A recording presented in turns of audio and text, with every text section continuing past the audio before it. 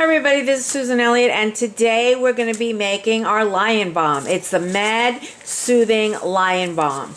Now, I'm going to say a few words about recipes. I am going to do another video just about recipes in my Soapy Business series, but for now I just want to talk about recipes. I have three types of recipes. I have recipes that are basic, that I basically give away, and I most likely have taken them from someplace else, someplace like Nature's Garden or Brambleberry, and there's a few very generous soapers on the internet who give away recipes, and so I learned from other people. I believe we've all have a duty to give back to new people who are coming on, and so I have those that I give away freely. The other one is I've tweaked the basic one, and I usually tell you what my tweak is. I might not give you exact measurements, and the reason why I do that is because sometimes my tweaks and my modifications don't work out for other people, depending on where you live, what your customers are like, what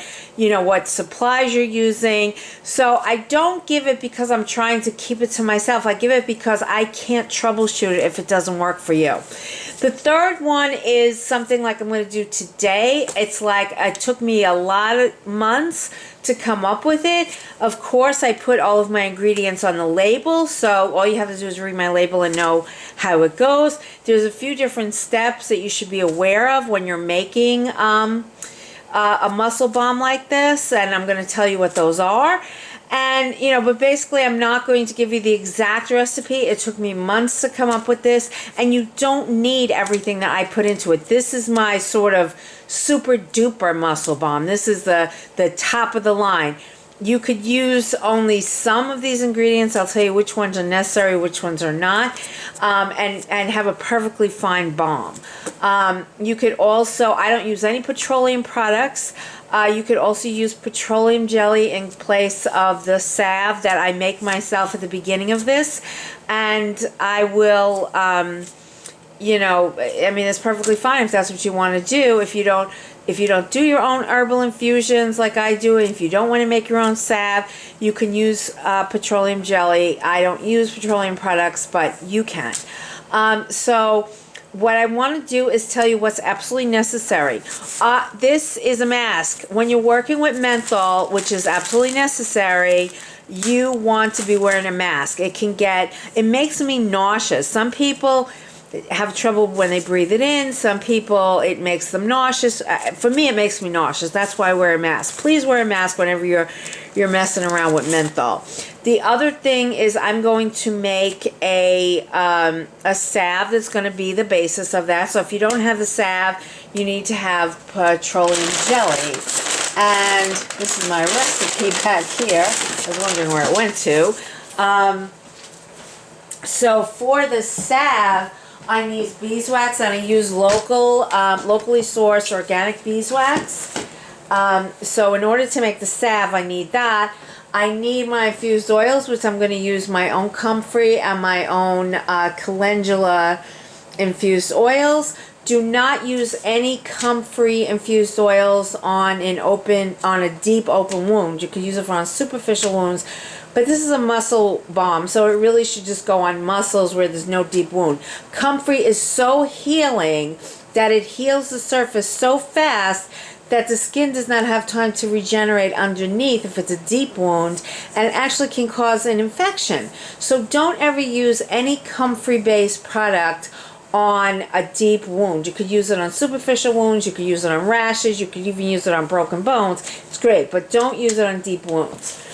I use vitamin E. I put vitamin E in all of my balms, all of my salves. Just about every product I make has vitamin E in it. You need the menthol, and you need camphor. This is camphor essential oil. And basically, that's all you need. You need the basic salve, which in my case, I'm going to make myself, and I'll show you some of that. You need the menthol, you need the camphor, and that's it. That's all you really need if you use the petroleum jelly instead of the salve. I also put in cajeput essential oil, lavender essential oil, frankincense essential oil, eucalyptus essential oil, wintergreen essential oil, peppermint essential oil, and clove bud essential oil. So that's what I use in my top of the line muscle balm. You don't have to use all these essential oils. You really just need the menthol, the camphor, and the base to put it in either salve or petroleum jelly. But this is my top of the line. I make ones that are less potent and they don't have all of these in. So I'm going to get started. And I also have my jars. They are boiling in water so that they're sterilized. And I'm going to clean up a bit and then we'll get started. Now the first thing that I'm going to do is I'm going to make the salve. Now the basic recipe for the salve is an ounce of beeswax to a cup of oil. So I'm going to take my calendula and my comfrey oil, and I'm going to do half a cup of each one. I just did these, so that is the comfrey. Very dark, a very successful infusion. I was very happy with it if you saw the video. Oh, this is not calendula, this is chamomile, which is fine, and I do make this with calendula, and I do make it with chamomile. Today we're going to do chamomile and comfrey. You don't even have to make a salve. You can use a petroleum jelly, or you can just use a carrier oil with the beeswax. You don't have to have an infused oil. That's just something that I like to do.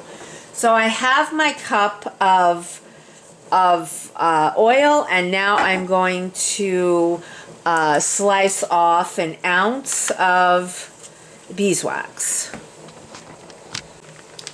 Oh, I know what I was missing. I was missing shea butter. I put shea butter in my balm as well.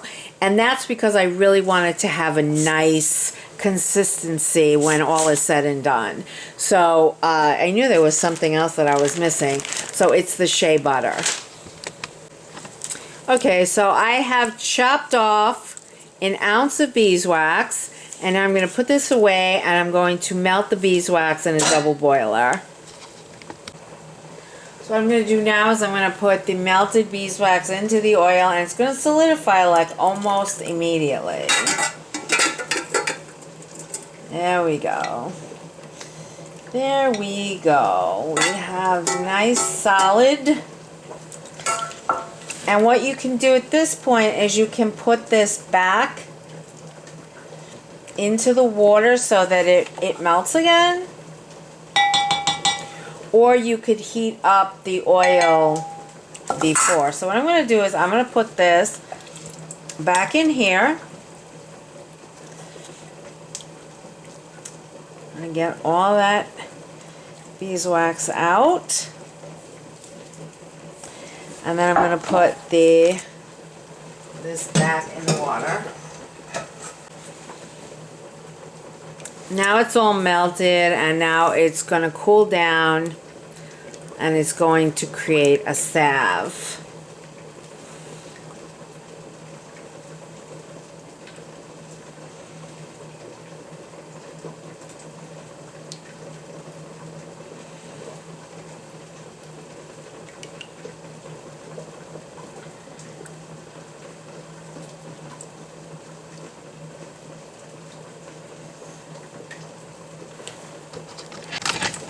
If you keep scraping the sides down, everything will become a salve. Now, it's a dark green because of the comfrey.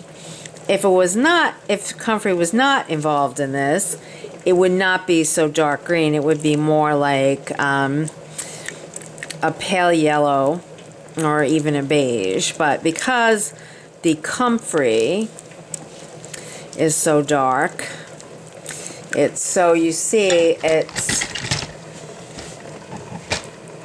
it's getting very gelatinous, and you just mix it around.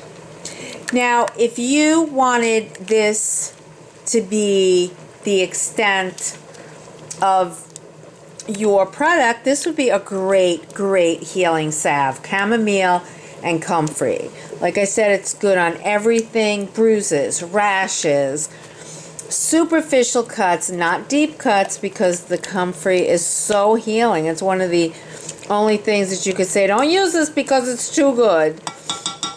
But it really heals so quickly that it doesn't give the bottom layers enough time to really do its job. So this is mixed up fairly well. It looks great. So there's a little piece, it looks like a little piece of comfrey was in the oil. So anyway, this is the salve that we're going to use as the basis. And I'm going to prepare the menthol and show you what we do. So it's important to weigh out exactly how much salve you're going to have when you're finished. So this is 5.8. So then I'm going to put in probably half of that for shea butter, and I'm probably going to put around half of that for menthol. So I have put the shea butter and the menthol chips in together, and I'm going to put them in the double boiler and let them melt. And like I said, this is where you definitely want to put your mask on. Now, while that is melting, what I'm going to do is I'm going to weigh out my... Oh, the menthol's already starting to get to me. I'm going to weigh out my oils, my essential oils, and I can tell you that a lot of times it's so light when you're dealing with something like this, it doesn't really measure out. So know how many drops is in, you know, an ounce or whatever. The thing that's the most important is the camphor oil. So try to make sure you have at least an ounce of the camphor, and you can, you know, take it from there and try to figure out how many drops are in it. But I'm not going to make you sit through that, but I'm just telling you that's how I came up with it, because sometimes the scale just doesn't pick up on measuring the essential oils until you've got more than you need. Okay, this is 2 ounces of camphor oil, and the next thing that I'm going to need is an ounce of clove.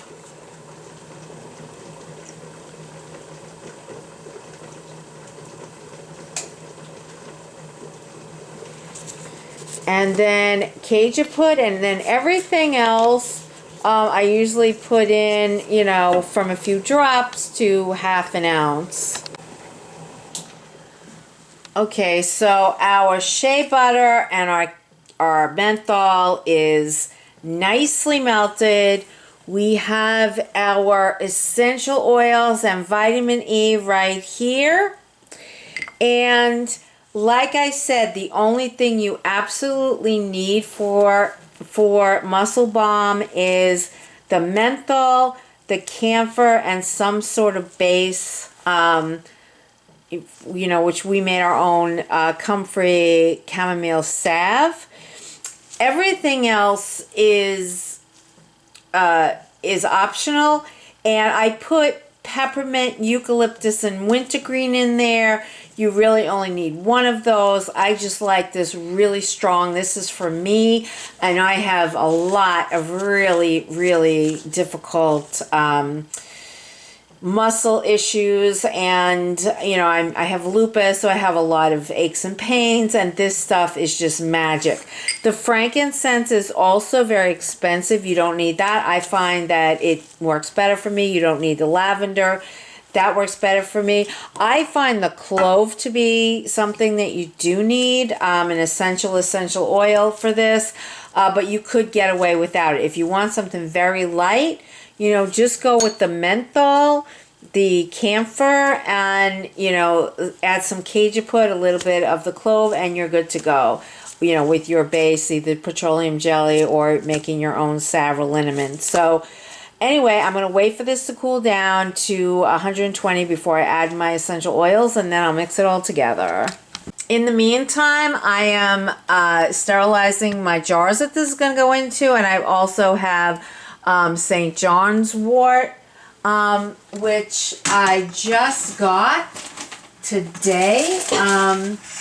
And so I'm going to be making an infused oil with that. So I have a bigger mason jar in there, but I have the smaller mason jars in there for this salve. Okay, so we're almost ready to get going again.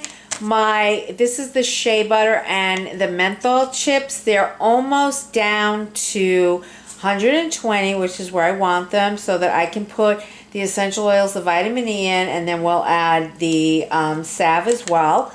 I have my little jars have come out of the boiling water where they boiled forever and ever, it seemed.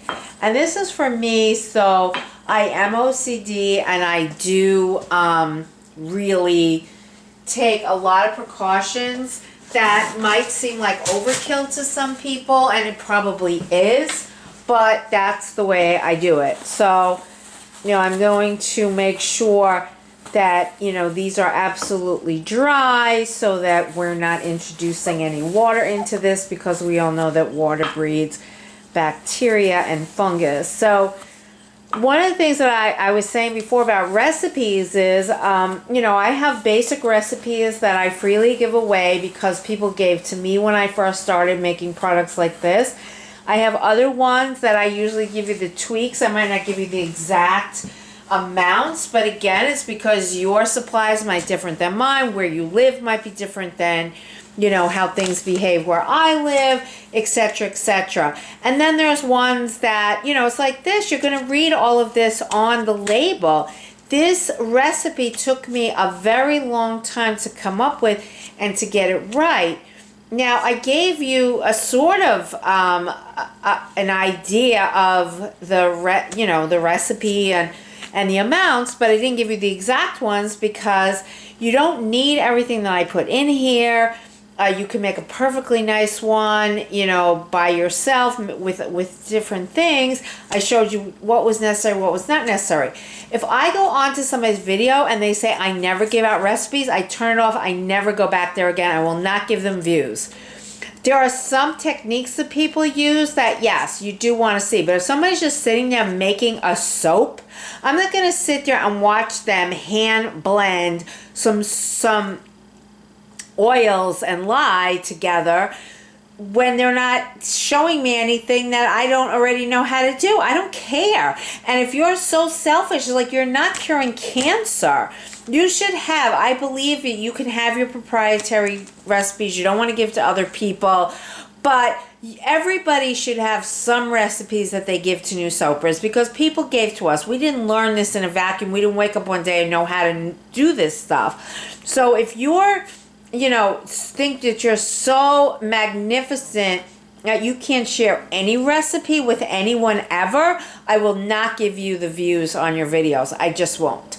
And I believe that everybody should have some basic recipes that they share with others, that they let people know where they got them from. They can point them to the resources, you know, things like that. Then there's the other ones where you say, you know, I took this basic recipe from so-and-so, and I put this twist on it, you know. And then there's ones like this where it's like, yeah, this is what you absolutely need to make a muscle balm, but all these other ingredients you could put in, make it, you know, really good. But you don't have to. So I encourage people, if you go to somebody's site and they say, I don't give out any of my recipes ever, shut them off. Don't give them views. It's ridiculous. If they have some great technique that you really want to learn, you know, be it piping or making layers of soap or something like that, fine. But if it's just them putting some oils and lye together and dumping it in a mold, a big deal. Who cares? Like, just don't go back there. That's what I say.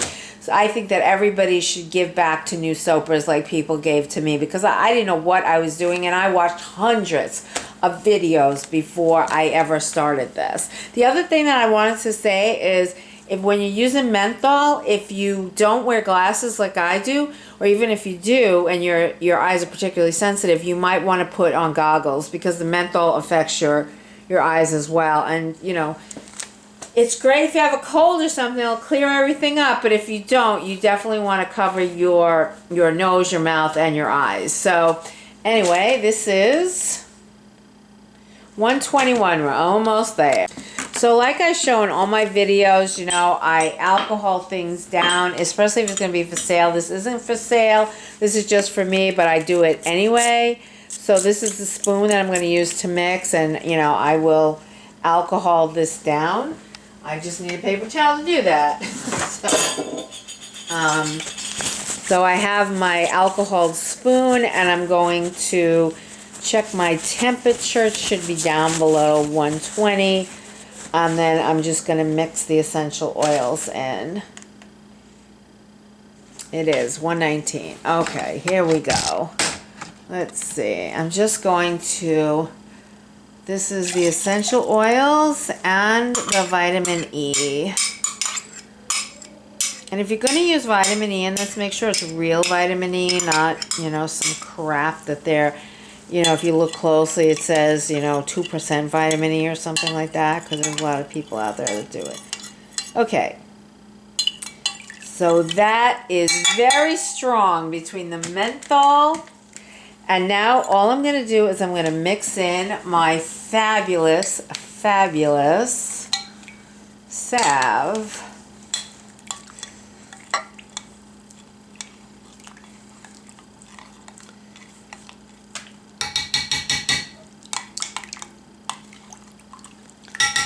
This is all going to mix together.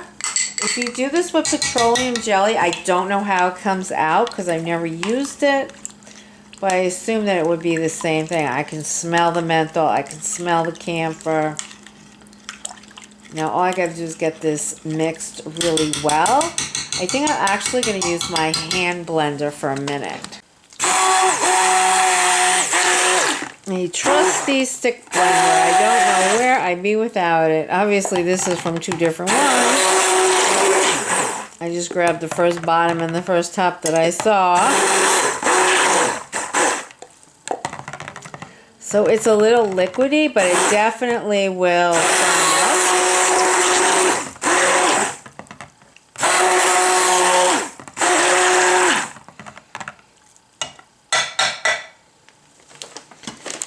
Great.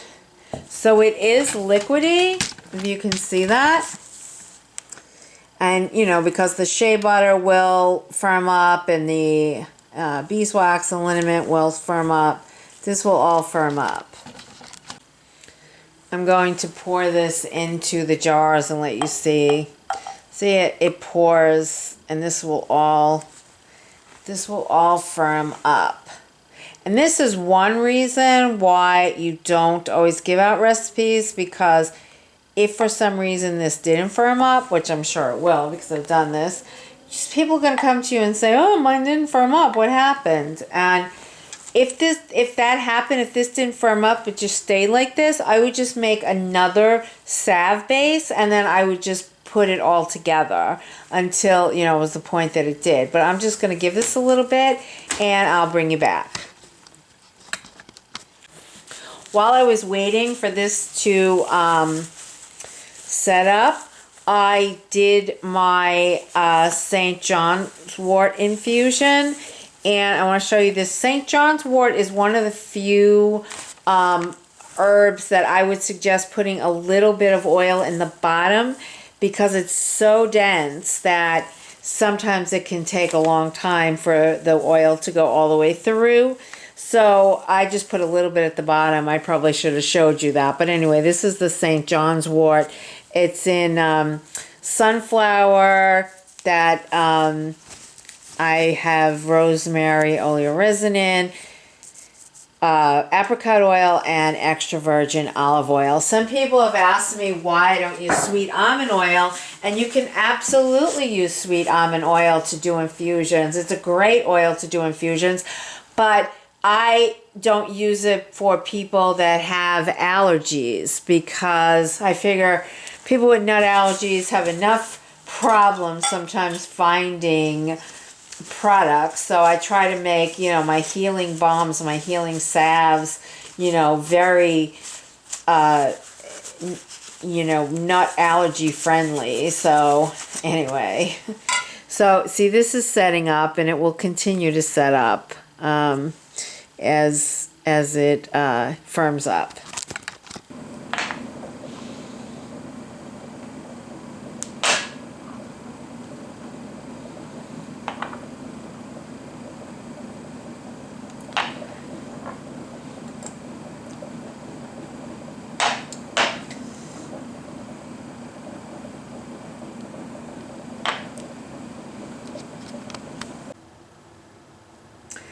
Okay, this has firmed up. Look at it. It looks and smells amazing. This is, you can see it. It's just lovely. I'm going to take a little bit. I'm going to put it on my very achy shoulders. Amazing. Amazing. It's creamy. It's wonderful. So this is our top of the line Lion Balm. And if you want it, you can order it.